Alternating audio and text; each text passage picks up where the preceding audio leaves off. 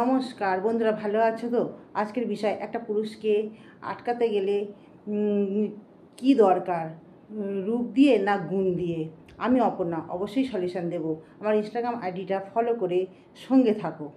একটা পুরুষকে আটকাতে গেলে তার মূল মন্ত্র হলো তার হাতে হ্যাঁ বলা আর তার নাতে না বলা।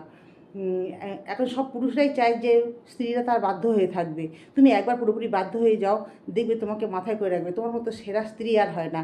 এখন অনেকে বলবে যে তাহলে আমরা কি আমাদের মনের মতো হয়ে চলতে পারবো না? যুগের হাওয়া পাল্টাচ্ছে। হ্যাঁ, অবশ্যই পারবে।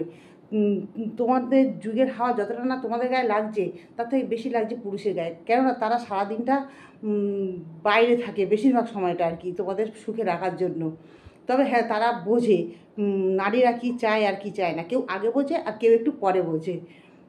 তোমাদের চিন্তাধারার মূল্য তারা অবশ্যই দেবে। তুমি সঙ্গে থাকো, সুখে থাকো। আর রূপ না গুণ কোনোটাই লাগে না পুরুষকে আটকানোর জন্য। নম্র ভদ্র ব্যবহারই যথেষ্ট।